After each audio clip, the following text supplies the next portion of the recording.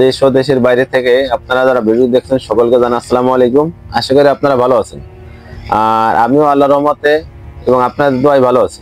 আপনারা অসংখ্য কমেন্টস করেন যে বিয়ে হলো 2 বছর 3 বছর কিন্তু ট্রাই করতেছেন, বাচ্চা হচ্ছে না। এখন বাচ্চা কনসেপ্ট হচ্ছে না।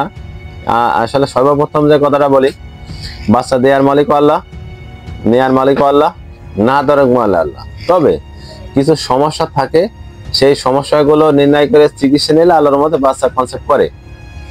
সেক্ষেত্রে আপনারা যদি দেখেন যে আপনারা বাচ্চা নেওয়ার জন্য ট্রাই করতেছেন, অর্থাৎ কোনো পদ্ধতি ছাড়াই সহবাস করতেছেন, সঠিক সময় দেখা যাচ্ছে যে আপনার স্ত্রীর মাসিক শেষ হওয়ার থেকে 17তম দিন পর্যন্ত বাচ্চা কনসেপ্ট হয়। সাধারণত আল্লাহ দিলে তো যে কোনো সময় দিতে পারে, তবে সাধারণত এই সময়টা হয়।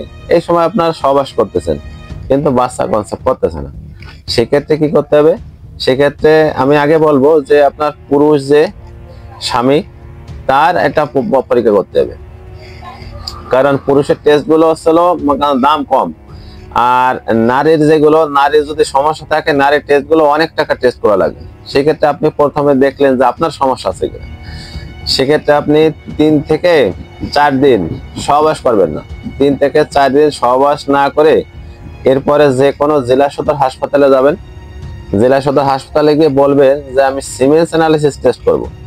অথবা আপনি তাকে যদি বলেন যে আমার বাচ্চা কনসেপ্ট হচ্ছে না, এই কারণে আমি পরীক্ষা করব, ওরা আপনারা বলবে তাহলে আপনারা 3-4 দিন শরীর থেকে আপনার বীজরোগ বের না করে তাহলে আসেন।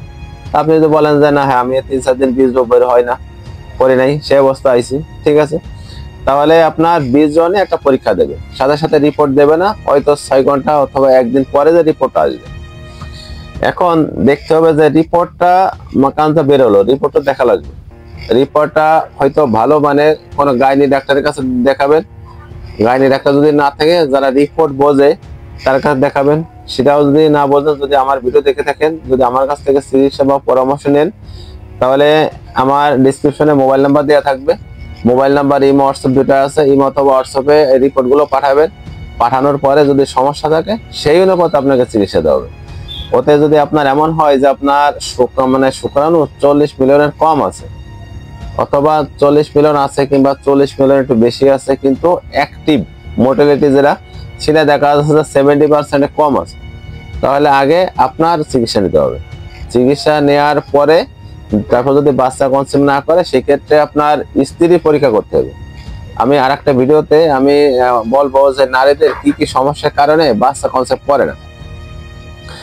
সেই ভিডিওগুলো আপনারা যদি প্রতিনিয়ত ভিডিওগুলো দেখেন, ভিডিওগুলো পাবেন।